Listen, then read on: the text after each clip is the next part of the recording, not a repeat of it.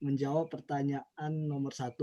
Ya. Jadi menurut saya untuk perbedaan antara data, informasi, dan pengetahuan, untuk data sendiri ialah sekumpulan fakta yang masih belum bisa diolah kesimpulannya.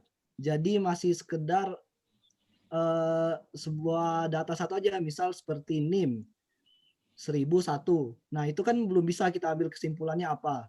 Sedangkan kalau informasi itu sudah suatu kesimpulan atau data nyata yang mana hasilnya sudah dari beberapa data itu diolah menjadi sebuah informasi. Jadi seperti NIM ada data nih, NIM 1001 sama nilai UN 28.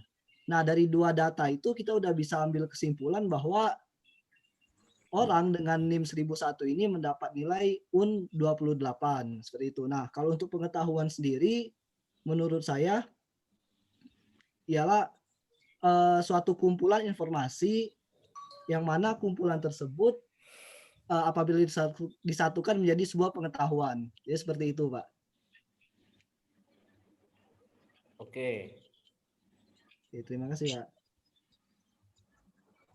Ini Pak nih sibuk memberikan admit terus nih sama yang baru telat-telat nih. Habis waktu Pak nih untuk ngadmit nih. Oke. Yang lain nih, yang nomor 2 nih. Jelaskan apa yang Anda ketahui tentang data mining. Yang lain selain Melki. Widya Aprilini. Saya, Pak. Siapa ini? Ya, silakan yang sudah ngomong siapa namanya? Cindy Stefani. Ya, silakan. Apa yang Anda ketahui tentang data mining? Jadi kalau data mining itu kan dari bahasa Inggris. Data itu ya kumpulan data tadi. Kalau mining artinya menggali. Berarti bisa disimpulkan kalau data mining itu proses penggalian data untuk mencari data yang berguna yang akan digunakan oleh suatu pihak untuk mendapatkan informasi. Jadi intinya penggalian data. Oke. Kalau data, informasi, dan pengetahuan apa? Beda nggak dengan si Melki tadi atau sama? Menurut Anda? Sama, Pak.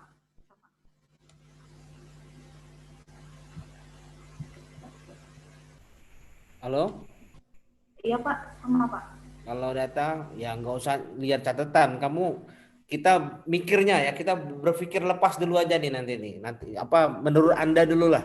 Secara pengetahuan yang Anda bisa memikirkan ya. Kalau Anda baca ya itu sama aja nggak belajar ya. Kita kepengen Anda berpikir ya. Mikir nih, data itu apa sih? Informasi itu apa sih? Pengetahuan itu apa sih? Gitu. Kalau Anda googling baca ya sia-sia waktu kita ya. Jadi nggak running otaknya ya. Iya. Jadi salah nggak apa-apa ya. Ini kita Pak ini ngajak kita semua tuh berpikir ya. Masalah salah itu nggak masalah ya. Kalau ujian salah itu baru bermasalah. Tapi kalau ini kan kita belajar ya. Jadi nyantai aja nih. Nggak usah khawatir salah ya. Seperti itu. Ya, nggak direkam juga ini. Jadi nggak usah khawatir ya. Oke lah. Jadi ada data, terus peran utama data mining nih. Kita selesaikan dulu nih. Minimal 4 pretest ini bisa kita dengarkan pendapatnya. Yang ketiga nih, peran utama data mining. Nggak usah lihat buku, nggak usah lihat googling, nggak usah googling ya, nggak usah lihat internet. Berpikir lepas saja. Ya. Peran utama dari data mining. Ya, ayo. Siapa yang mau ngomong? Silakan. Saya boleh, Pak? Iya, namanya siapa? Nggak apa-apa, silakan. Nama saya Aldi Anugrah, Pak. Ya, silakan. Menurut saya peran data mining itu adalah untuk mengambil sebuah keputusan dari kumpulan data yang ada. Mengambil sebuah keputusan. Oke. Ada kata kuncinya yang masuk ya. Terus satu lagi nih, yang nomor 4 nih. Pemanfaatan dari data mining. Orang yang berbeda lah, biar semuanya dapat bagian nih, sebagian besarnya. Pak, Ya, siapa namanya? Nabila. Ya, silakan. Jadi kalau pemanfaatan dari data mining di berbagai bidang itu, kalau seperti yang disebutkan sama teman-teman tadi, kan data mining ini peran utamanya itu untuk menjadi bahan bahan untuk pengambilan keputusan. Jadi kalau di berbagai bidang itu salah satu contohnya itu kayak misalnya untuk kita melihat apakah satu produk itu dapat dikatakan berhasil atau tidak. Misalnya aplikasi, kita melihat aplikasi ini apakah benar, sudah baik atau belum, apakah perlu perkembangan lagi atau tidak. Itu kan kita mengumpulkan data terlebih dahulu dengan beberapa apa ya kayak beberapa nilai-nilai tertentu lah, seperti nilai yang sebagai patokan apa saja hal-hal yang bisa membuat satu aplikasi itu bisa dikatakan baik. Oke. Oke ya, jadi itu beberapa teman-teman Anda sudah membahas pretest ini ya, data, informasi, pengetahuan, macam-macam ya. Sebagian besarnya sebenarnya sudah menyentuh kata kuncinya ya. Mungkin kalimatnya saja yang mungkin kurang baik, ya itu nggak masalah lah. Jadi Pak melihatnya sudah cukup lumayan lah mengerti ya. Kita nanti pelan-pelan kita akan ulas lagi pretest ini ya, sambil kita menelusuri slide ini ya. Jadi kita ini di yang pertama, jadi ada 8 ya materi ya, ada pengantar data mining, ada proses data mining, ada persiapan data, ada algoritma klasifikasi, ada algoritma clustering, ada algoritma asosiasi, ada algoritma estimasi dan forecasting, dan ada text mining. Text mining ini mungkin enggak ya kita ya, karena ini cakupan tersendiri ini ya. Terus algoritma ini kita di sini di data mining ini kita hanya memakai algoritmanya. Adapun kita merinci tentang cara kerja algoritmanya itu nanti di machine learning, di mata kuliah machine learning ya, pembelajaran mesin. Tapi kalau di sini kita hanya mengetahui secara umum dan kita memanfaatkannya ya. Kita nanti ada tool-toolnya yang akan kita gunakan ya. Selanjutnya pengantar data mining, apa itu data mining, peran utama dan metode data mining, sejarah dan penerapan data mining. Ya. Jadi di sini latar belakangnya gini ya. Jadi manusia itu memproduksi data. Manusia memproduksi beragam data dan yang jumlah dan ukurannya sangat besar ya. Jadi jumlahnya banyak, ukurannya besar. Di berbagai bidang, ada astronomi, ada bisnis, kedokteran, ekonomi, olahraga, cuaca, finansial dan lain-lain. Banyak sekali. Jadi sekarang ini memang zamannya data itu berlebih ya.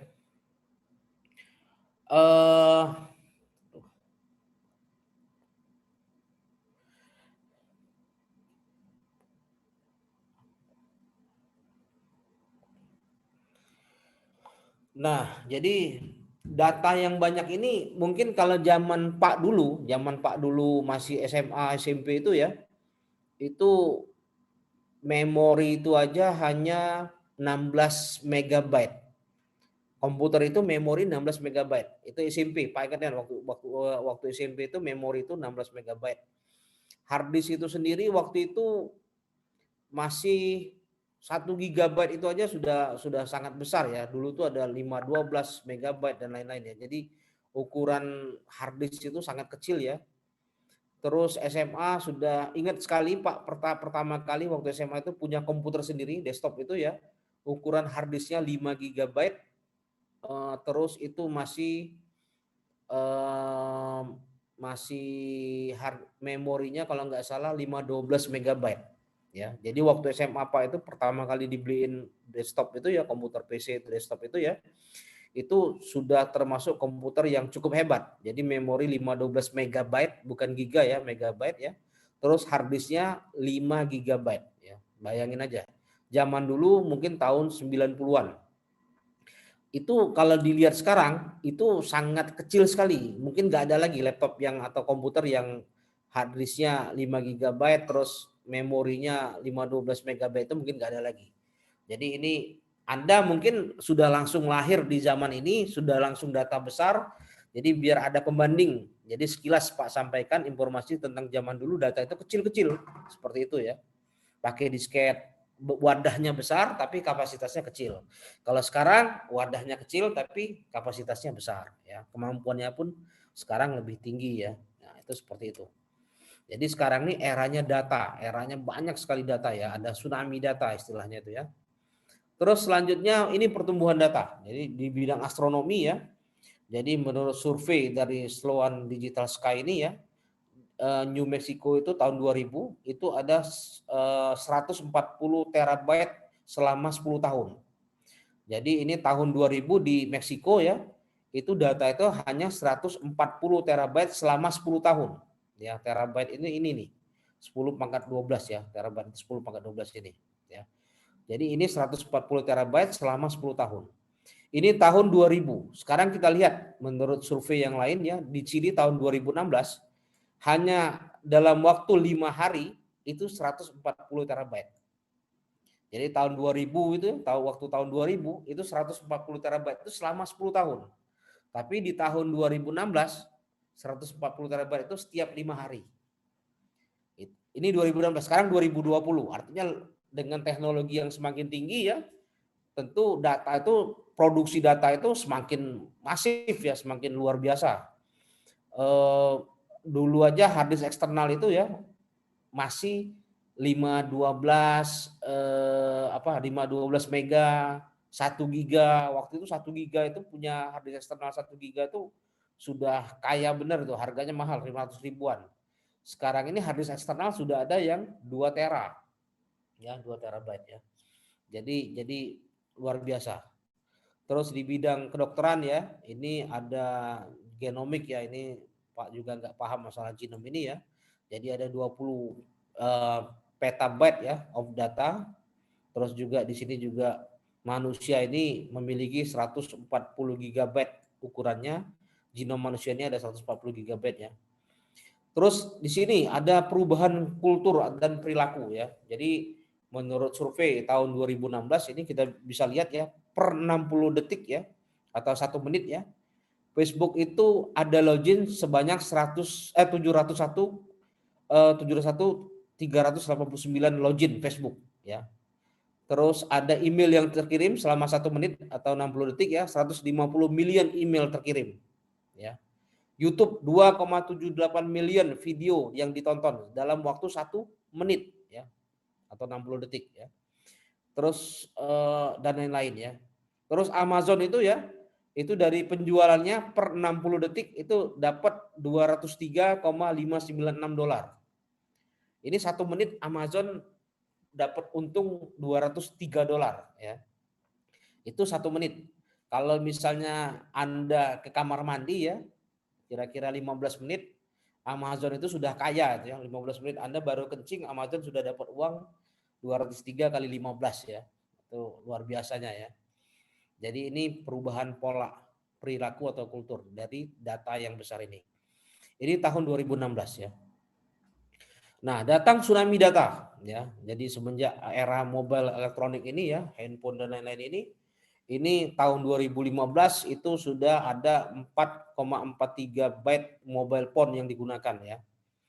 Terus ada pelanggannya juga, pelanggan mobile phone ya, 7 byte di 2015 ya. Sekarang 2020. Masing-masing orang itu kalau zaman dulu, zaman Pak kuliah dulu, handphone itu barang mahal. Yang punya itu orang-orang kaya bener. Kami dulu waktu lihat handphone tuh kagum, wah ini orang ini hebat sekali punya handphone karena harganya mahal ya. Teknologinya dulu harganya mahal. Nah, kalau sekarang ini satu orang bisa 2 handphone, 3 handphone ya. Kalau dulu nggak semua orang punya handphone, sekarang ini tukang cendol punya handphone ya, Gojek pakai handphone semua, dan orang-orang kaya itu ya, mahasiswa aja kadang-kadang handphonenya lebih dari 2 ya. Seperti itu. Belum lagi web dan social network lainnya, itu juga membuat data yang sangat besar. Google itu 100 petabyte per hari ya, di 3 million servernya dan lain-lain ya, ini bisa dibaca. Jadi intinya ada tsunami data, itu intinya ya. Seperti itu. Terus mengapa data mining ya? Mengapa data mining? We are drowning in data but starving for knowledge ya. Jadi kita ini seperti pepatah ya. Pepatah yang ada ayam yang kelaparan di atas lumbung padi. Nah, ini ilustrasinya mungkin seperti itu juga ya. Duh, ini minta join terus ini. Aduh.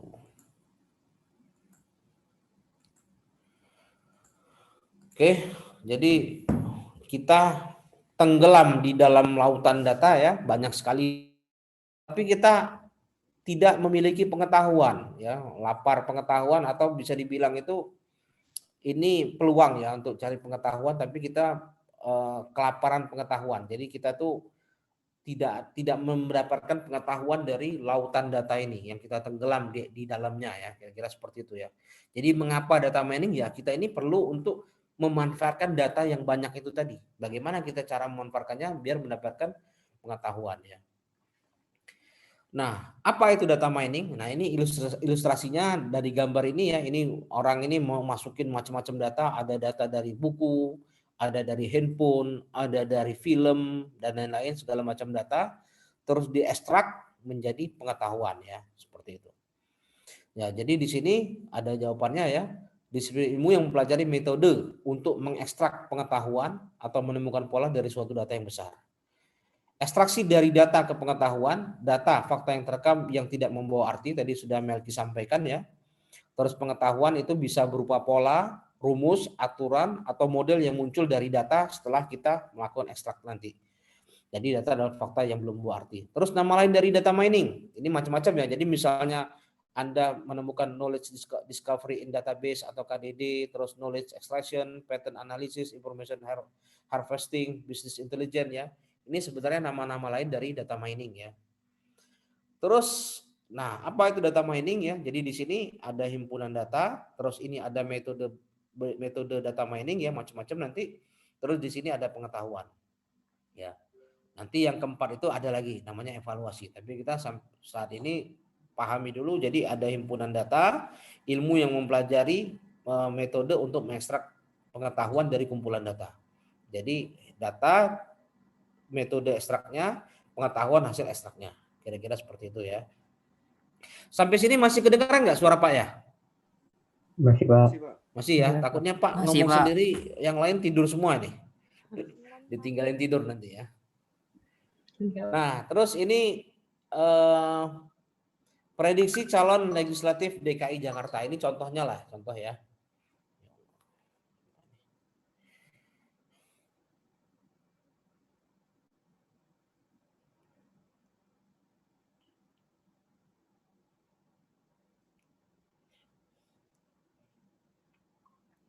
Nah, jadi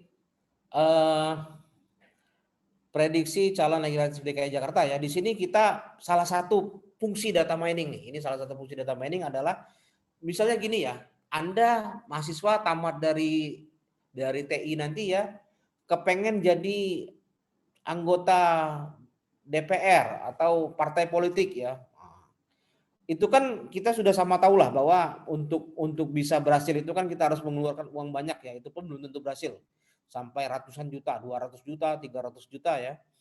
Nah, kalau Anda tidak punya ilmu tentang data mining atau tidak memanfaatkan data mining, itu gambling Anda tuh terlalu berani ya, terlalu berisiko ya.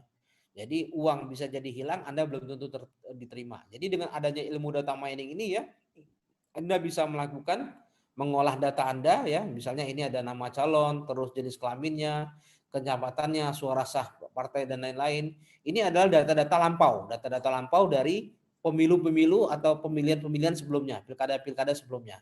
Nah, ini bisa kita jadikan pola untuk data yang akan datang.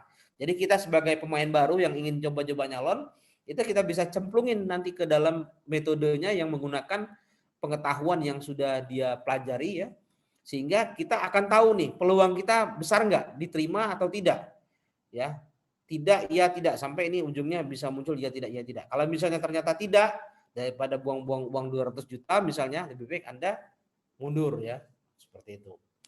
Nah begitu juga misalnya bukan Anda yang caleg, tapi Anda sebagai orang IT yang dimanfaatkan. Nah ini sebenarnya survei-survei internasional di Indonesia ini kan politiknya kan mendominasi ya.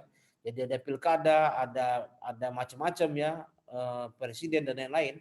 Nah, ini mereka sebenarnya memanfaatkan orang-orang IT. Nah, jadi Anda bisa dibayar di sini ya. untuk memprediksi siapa yang akan terpilih. Ini Pak dulu pernah punya teman ya, waktu Presiden Jokowi bukan yang periode kedua, periode yang pertama ya, pertama kali mau nyalon presiden itu ya, itu ada teman Pak yang kuliah di Nanyang University di Singapura ya. Orang Indonesia yang kuliah di sana, dia memprediksi, ada datanya dia kumpulin dan dia prediksi sebelum pemilihan itu selesai, dia sudah mengatakan bahwa Jokowi sekian persen dan akan menang.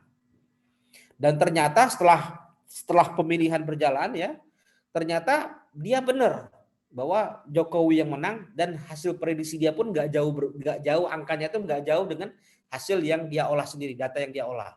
Ya mungkin meleset-meleset lebih kurang sekian persen lah, tapi mendekati. Maka akibatnya orang itu langsung ngetop dan langsung direkrut oleh Traveloka untuk menjadi staf ahli di bidang database-nya. Jadi salah itu teman Pak yang kuliah di Nanyang. Jadi dia dapat gaji di Traveloka tuh langsung besar gajinya ya. Waktu awal-awal aja sekitar 25 jutaan, sekarang mungkin lebih ya.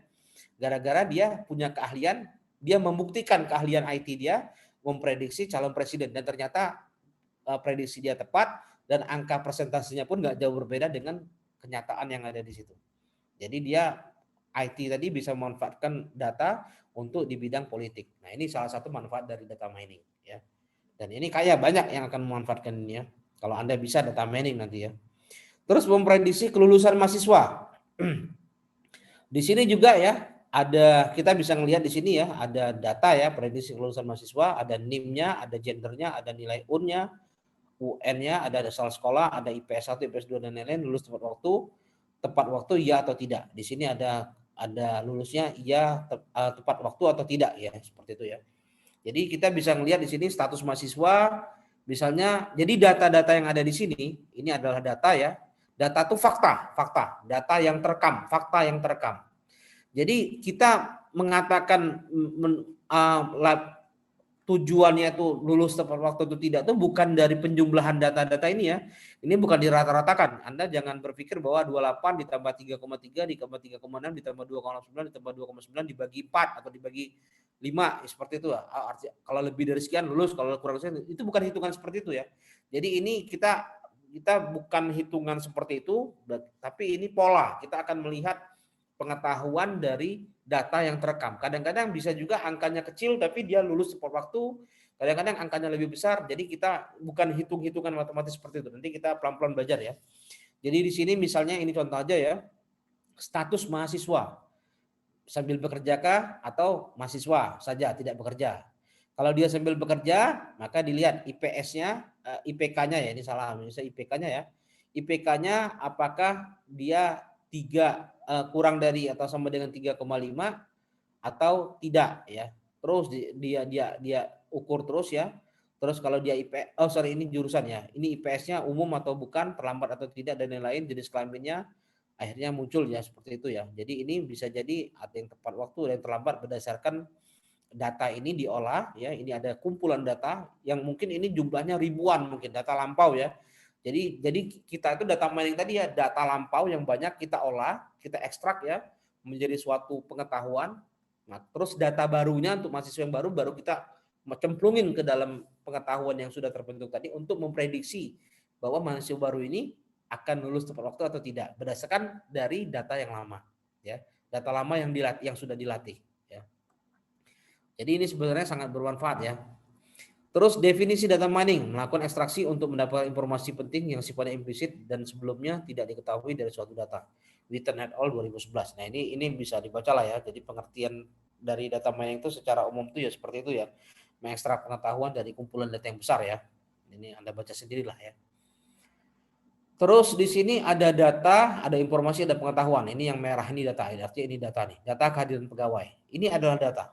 Nah ini kasus ya, contoh real ya. Contoh real walaupun datanya mungkin nggak real, tapi ini contohnya tuh ada. Jadi di sini Anda juga boleh minum ya, boleh sambil ngopi ya, nyantai ya. Asal jangan sambil makan nasi padang aja. Ada NIP, ada tanggal, terus ada kedatangan, ada pulangnya ya. Jadi ini data pegawai. Jadi NIP sekian, itu tanggal sekian, datangnya pukul 7.20 menit, pulangnya 15.40 menit, NIP yang sekian, pegawai yang sekian, tanggal sekian, seperti itu. Ini data hadiran pegawai, ya, data datangnya dan data pulangnya. Terus data ini belum bisa menghasilkan pengetahuan atau informasi, ini baru data tok saja, ya. Baru hanya sekedar data, faktanya seperti ini. Data adalah fakta yang terekam. Nah, ini adalah fakta yang terekam.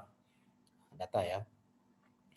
Terus kita olah, sehingga setelah kita olah ya, informasi akumulasi bulanan kehadiran pegawai selama 1 bulan. Oh, ternyata setelah kita olah, NIP 1103 ini masuknya 22 kali, alpanya tidak ada, cuti tidak ada, sakit tidak ada, telat tidak ada. NIP yang sekian masuknya 18 kali, alpanya 2 kali, sakitnya 2 kali. NIP yang sekian masuknya 10 kali, alpa 1 kali, cutinya 11 hari. Terus NIP yang sekian 12 kali masuk, alpanya 5 hari, telatnya 5 hari, 5 kali. Terus yang terakhir ini 10, alfa tidak ada, cuti tidak ada, sakitnya 12 kali, ini tidak ada. Ini adalah informasi. Jadi dari data yang tadi, fakta yang ada ini selama 1 bulan maka menjadi informasi. Informasinya baru seperti ini. Bahwa NIP sekian masuk 22 kali, NIP ini masuk 18 kali, NIP ini masuk 10 kali dan lain-lain. Seperti itu ya. Terus data informasi diolah menjadi pengetahuan. Ini pengetahuan ini ya. Jadi setelah diolah lagi, pola kebiasaan kehadiran mingguan pegawai. Oh, yang terlambat Senin, Selasa, Rabu, Kamis ya. Senin tanggal 7, Selasa 0, Rabu 1, Kamis 0, Jumatnya 5. Yang terlambatnya 5, Seninnya 7. Pulang cepat, ini Seninnya enggak ada, Selasa 1, Rabu 1, Kamis 1, hari Jumat banyak pulang cepatnya. Yang izin ini hari Senin banyak izinnya, terus izin yang hari Jumat juga banyak. Terus yang alpanya 1, terus yang Jumatnya juga 2. Nah, di sini akan terlihat pengetahuan ya. Bahwa ternyata yang jadi masalah itu, yang sering bermasalah itu adalah hari Senin dan hari Jumat. Kita lihat angka yang paling besar itu hari Senin dan hari Jumat ya. Yang terlambatnya, yang izinnya, yang alpanya, begitu juga hari Jumat. Yang terlambatnya, yang pulang cepatnya, yang izinnya, yang duanya. Sementara Selasa, Rabu, Kamis itu bisa dibilang wajar ya. Tapi kalau Senin sama Jumat ini nggak wajar. Ini pengetahuan. Pengetahuannya apa? Artinya rupanya ini sebenarnya kasusnya di Jakarta ya. Jadi orang yang kerja kantoran di Jakarta itu sebagian besarnya itu mereka berdomisili di luar Jakarta. Ada yang di Bogor, ada yang di Depok, ada yang di Tangerang ya. Jadi mereka jauh-jauh semua dari Jakarta. Selain jaraknya jauh juga macetnya ya. Nah, kebetulan pegawai-pegawai ini kan fresh graduate ya. Jadi baru lulus, baru nikah gitu ya. Jadi tentu saja dia kalau hari Senin dia telat datang karena dia mau berangkat kerja itu males sekali ya. Jadi terlambatnya sering, molor waktu. Mepet-mepet. Subuh-subuh Senin baru berangkat ya, seperti itu. Nah, ada juga yang izin karena masih kangen sama istrinya, belum mau berangkat. Selasa aja lah gitu, seperti itu ya, 3 orang gitu kan. Yang alpha ini juga seperti itu ya, nggak ada keterangan. Ini sampai izin pun lupa, saking kangen sama istri dia nggak sempet izin ya. Hari Jumat, ini sudah kangen ini, udah lama Selasa, Rabu, Kamis nggak ketemu anak istri ya. Hari Jumat itu udah nggak tahan lagi. Jadi banyak yang terlambat, terus pulang cepatnya sampai 8 orang ya. Terus yang izinnya 4 orang, yang alpanya 2 orang, nah seperti itu. Nah, jadi pengantin baru, rumahnya jauh dari Jakarta, dia hari Jumat seperti ini kondisinya. Hari Seninnya seperti ini. Jadi hari Seninnya juga telat, izin, pulang cepat, terlambat datangnya. Terus hari Jumat banyak yang ngilang ya, mulai terlambat, pulang cepat dan lain-lain. Ini kondisi, ini pengetahuan. Nah, seperti kata teman Anda tadi, Pak lupa siapa namanya tadi ya, ada kebijakan ya untuk mengambil kebijakan. Ini kata kuncinya. Jadi ada data ya, fakta yang terekam, terus jadi informasi, diolah lagi menjadi pengetahuan. Dari pengetahuan ini kita buat kebijakan. Kita buat kebijakan. Kebijakannya apa? Penataan jam kerja karyawan khusus untuk hari Senin dan hari Jumat. Nah, jadi karena dilihat yang bermasalah hari Senin dan hari Jumat, maka penataan jam kerja karyawan khusus untuk hari Senin dan hari Jumat. Peraturan jam kerjanya gimana?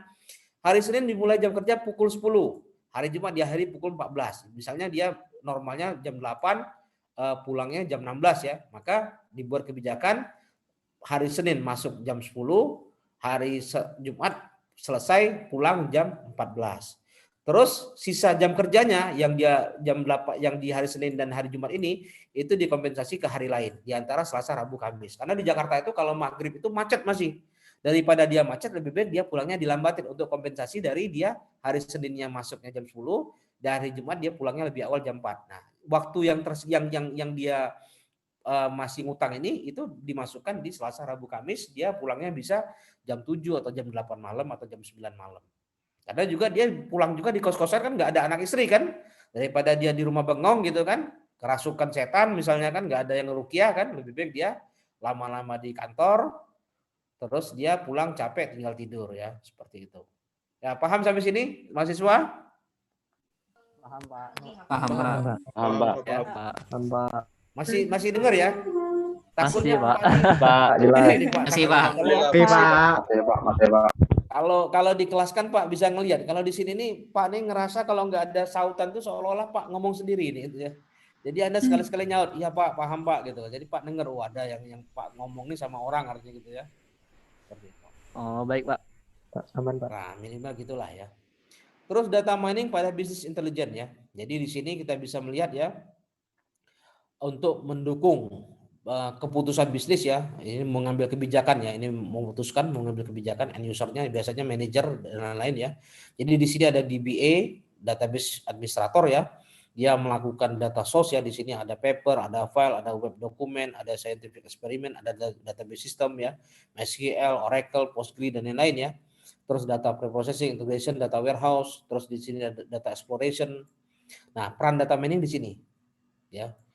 Jadi sebenarnya kalau kita nih kadang-kadang dengan adanya persaingan ya, kita nih kadang-kadang nggak fokus lagi. Jadi semuanya dari atas, dari bawah sampai ke atas, sampai ke data presentation ini orang data mining semua, jadi data scientist semua ini diambilnya semua. Padahal ini sebenarnya kalau kita mau peran kita tuh hanya di sini saja atau di dua ini. Tapi karena persaingan kita harus lebih dari yang lain, maka dari bawah sampai data presentation ini kita semua.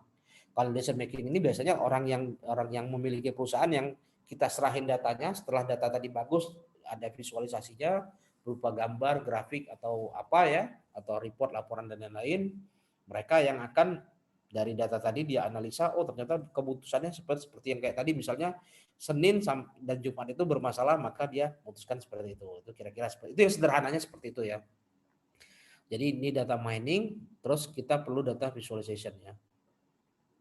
Terus hubungan dengan berbagai bidang ya. Jadi banyak data mining ini erat sekali dengan banyak bidang ya. Di sini ada high performance computing. Jadi data mining ini sebenarnya ilmu yang sudah tua ya. Ilmu data mining machine learning ini bisa dibilang sudah ada di era tahun 80-an ya. Tapi kenapa ilmu data mining ini enggak seheboh sekarang ini?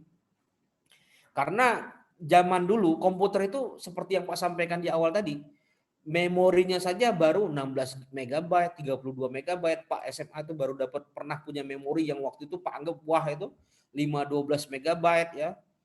Terus juga hard disk masih 5 GB ya. Jadi untuk mengolah data yang besar, komputer zaman dulu tuh nggak mampu ya, nggak mampu. Jadi orang tuh masih melakukan secara algoritma, teori-teori untuk mengolah data ini teorinya seperti ini, algoritma seperti ini. Tapi mengeksekusi di komputer itu baru pakai superkomputer. Superkomputer itu yang punya tuh negara, pemerintah atau militer atau NASA atau perusahaan-perusahaan yang besar karena harganya mahal. Sementara orang-orang biasa nggak mampu. Komputernya ada tapi komputernya nggak mampu. Jadi waktu itu orang baru membahasnya di superkomputer dan teori-teori ya. Jadi orang zaman dulu teorinya kuat sekali ya. Jadi kita ini zaman sekarang ini sudah komputer sudah canggih, kita lebih banyak menerapkan teori tadi. Sudah dibuatkan aplikasinya, perangkat lunaknya sudah ada, kita tinggal memahami konsepnya, kita nyemplungin datanya, kita olah. Jadi kita sebenarnya di zaman sekarang ini sudah banyak sekali kemudahan ya. Jadi jasa orang dulu tadi membuat teori-teorinya segalanya kita tinggal pakai saja. Kita buat teknologi dan lain-lain. Ya. Jadi zaman dulu belum terkenal karena dia butuh high performance computing. Sekarang ini baru ada, zaman dulu belum ada. Terus database teknologi. Zaman dulu juga sudah ada tapi database-nya masih sangat sederhana dan kecil ya. Sekarang ini sudah ada database yang macam-macam ya. Terus ada computing algoritma komputer, ada statistik, ilmu statistik, terus ada pattern recognize, ini tentang pengolahan citra ya dan lain-lain.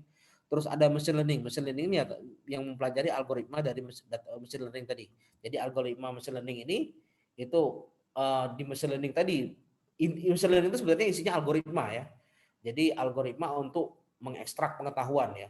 Ada macam-macam, ada yang supervised, ada unsupervised dan lain-lain ya. Pembahasannya di machine learning. Data mining ini hanya mengambil ilmu, memanfaatkannya saja, bukan mengolah algoritmanya ya. Tapi di data mining ini dia hanya mengambil. Jadi sebenarnya yang didulukan belajar itu machine learning dulu. Setelah itu baru data mining pemanfaatannya ya. Karena data mining ini lebih bisa dibilang lebih mudah karena dia hanya mengambil saja, memanfaatkan saja. Kalau machine learning kita belajar teorinya tentang algoritmanya ya. Matematikanya harus kuat. Terus ini adalah beberapa masalah-masalah yang ada di data mining ya. Jumlah data, tremendous amount of data ya. Jadi datanya itu sangat besar sekali ya. Jadi makanya algoritmanya harus scalable ya untuk menghandle ukuran sampai terabyte of data ya. Data yang ukurannya terabyte. Terus data tadi ya. Jadi data tadi high dimensionality of data. Jadi data tadi dimensinya besar sekali ya. Jadi dimensi data itu bisa dibilang array-nya ya. Jadi array itu kan ada 2 dimensi, ada 3 dimensi ya. Nah, jadi makin banyak array-nya ya, bahkan sampai ribuan ya, puluhan ribu ya. Ini tentu mengolahnya juga sangat susah ya. Terus kompleksitasnya, jadi sangat tinggi juga. Jadi bukan saja dimensinya, kompleksitasnya juga banyak. Karena data itu macam-macam. Ada data stream, aliran data, ada data dari sensor ya. Misalnya NASA tadi ya melihat bulan, mengamati bulan, data sensor itu kan berupa gambar atau juga sensor juga bisa juga sensor gerak ya, sensor gerak itu kan ada datanya. Sensor detak jantung pasien itu ada datanya, data sensor, sensor apalagi macam-macam ya, sensor untuk api, sensor api itu macam-macam datanya ya. Time series data ini data-data yang berkaitan dengan waktu ya. Jadi misalnya bursa efek. Nah, bursa efek itu kan saham-saham itu kan berkaitan dengan waktu ya. Terus data temporal ya, data temporal misalnya kita transaksi itu kan sebelum data tadi dieksekusi kan ada data. Kalau Anda sudah pernah mempelajari tentang sistem informasi ya, tentang transaksi waktu misalnya kita waktu belanja di Indomaret atau Alfamart ya, sebelum data tadi di-scan tadi ya, data tadi sebelum dieksekusi dianggap sudah benar-benar beli, data tadi masuk dulu di temporal data. Jadi ini iya atau tidaknya belum jelas nih. Nanti kalau misalnya dieksekusi maka dia baru masuk ke data yang permanen, kalau enggak dia dibalikin lagi ke data yang sebelumnya. Terus urutan data dan lain-lain, ada struktur data, ada grafiknya ya, ada social network, ada multilink data, ada database yang heterogen ya, ada database warisan macam-macam ya, ada spasial, ada multimedia. Jadi data itu bukan hanya angka-angka, bisa juga gambar, bisa juga suara, bisa juga gabungannya, ada gambar, ada suara, ada teksnya juga, itu multimedia gabungan, ada suaranya, ada gambarnya juga, dan ada teksnya juga. Terus ada juga data dari web ya, ada terus juga software programnya, terus scientific simulation-nya. Jadi ini masalah-masalah yang ada di data mining ya. Terus aplikasi yang canggih dan baru ya. Jadi ini adalah masalah-masalah yang ada di data mining. Nah, masalah-masalah ini sebenarnya peluang. Kalau kita mendengar Jack Ma itu ya, kalau orang punya masalah itu peluang kita. Tapi itu berat, memang berat, nggak mudah ya. Yang namanya masalah ya tentu berat ya, namanya saja masalah. Ya, kalau ringan bukan masalah ya. Dan ini kalau orang menurut Jack Ma, masalah itu adalah peluang. Ini sebenarnya peluang-peluang bagaimana Anda bisa menyederhanakan hal-hal yang seperti ini ya. Terus latihan jelaskan dengan kalimat sendiri apa yang disebut data mining. Jadi tadi pretest, sekarang post-testnya seperti ini, sebutkan proses data mining ya. Terus peran utama data mining, ini ada estimasi, ada asosiasi, ada forecasting, ada clustering, ada klasifikasi. Nanti satu-satu kita bahas ya. Terus ada data set, nanti mungkin lanjutannya aja mungkin ya. Jadi sampai sini ya, setelah pretest dan post-test ini ya, gimana? Kira-kira sudah makin jelas belum gambaran tentang data mining? Ya. Coba orang lain lagi ya, dari selain yang sudah jawab berbicara di pretest tadi, yang lain lagi ya, untuk menjelaskan dengan kalimat sendiri, bukan baca ya.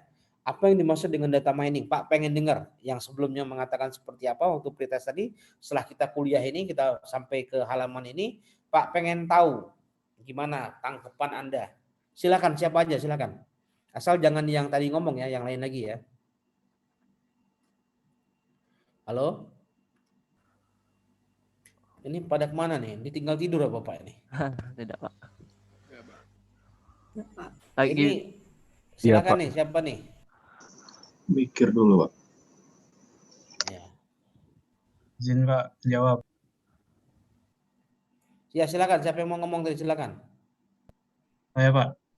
Ya, nama, sebutin nama. Nama saya Muhammad Febriansyah, Pak. Ya, silakan. Ingin menjawab, menurut saya yang dimaksud data mining itu adalah suatu disiplin yang mempelajari tentang bagaimana cara kita menemukan pola atau metode yang mana gunanya untuk mengekstrak suatu pengetahuan tertentu dari suatu kumpulan data yang sangat besar. Oke. Karena kalau ada istilah manggis ada ekstraknya kan. Nah, semuanya ada ekstraknya. Waktu itu berapa waktu yang lalu kan sempat apa-apa ada ekstraknya ya. Jadi kita mengambil saripatinya lah ya. Tentu yang namanya ekstrak itu lebih dikit daripada datanya ya. Oke. Terus alur proses data mining yang lain lagi dari selain yang tadi ngomong. Silakan.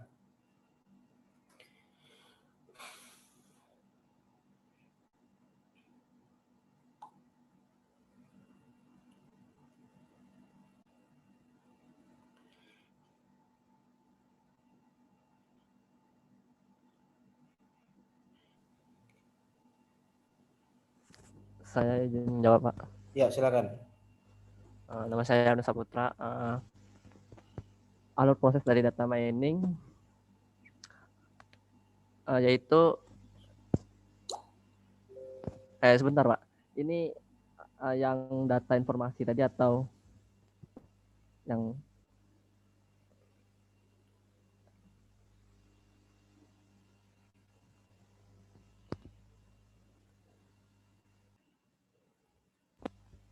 Oke, alur proses dari data mining yaitu pertama pengumpulan data.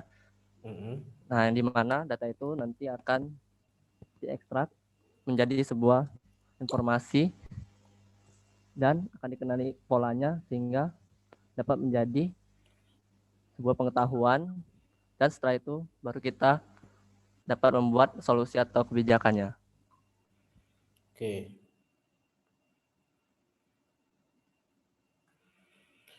Oke ya. Jadi coba satu lagi nih. Pak masih belum puas nih dengan jawaban yang alur proses data mining ya. Coba yang lain.